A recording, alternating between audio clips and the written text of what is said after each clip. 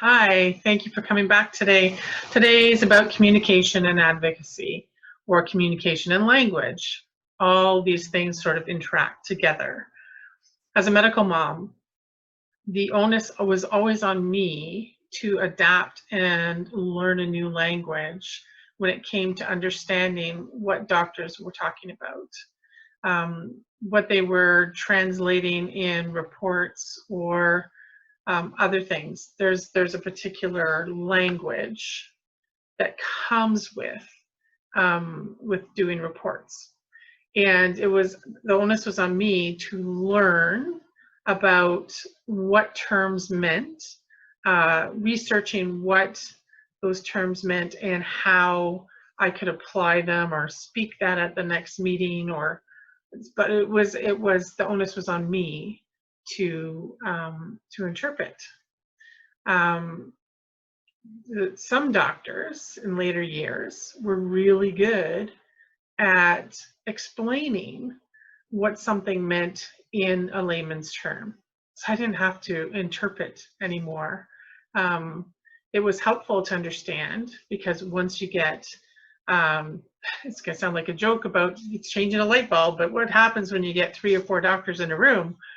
They start speaking their language.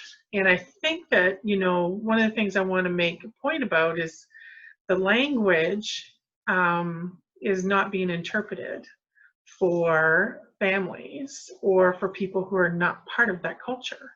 And it's really important that when we're trying to understand at a case conference, or if we're trying to work together in partnership to change a health component in an organization or a health system on a broader issue and scale, that we make some conscious decisions. What's the language we're going to use? What are the terms or abbreviations we're going to use? What are the indexes that we can provide for new members joining in the conversation so that they can quickly interpret what the conversation with the language is? And then once everybody has negotiated language at the same table, then the conversations can truly be interactive, collaborative, and then even working through, what do you mean? Taking pause, like, hold on. If you're ever in a meeting and you're feeling overwhelmed as a mom about all of the things that the professionals are talking about, you can say, whoa, I need you to dumb that down, or I need you to explain it a different way. I need some clarification.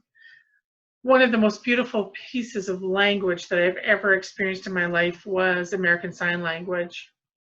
And I think one of the things I really enjoyed about American Sign Language was that there was always negotiation about the visual spatial and where something was and what it was called. So we'll call this an ottoman. It could be called a chair. It's a chair, or an ottoman. And so we would negotiate as I'm explaining the visual space of what we're talking about, what the items are.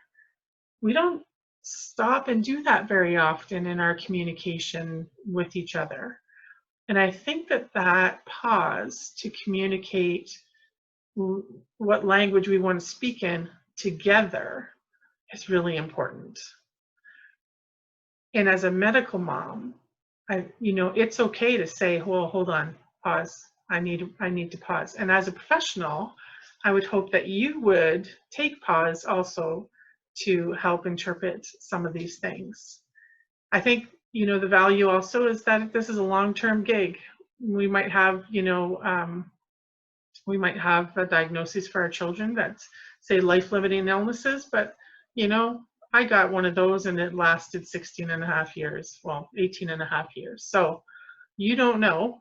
And it's going to be a long relationship between, parent and professional, diagnosis, directions of care, plans of care, all of these things. So it's okay. It's worthwhile to pause together and discuss what the language is that we're going to talk and interpret with each other.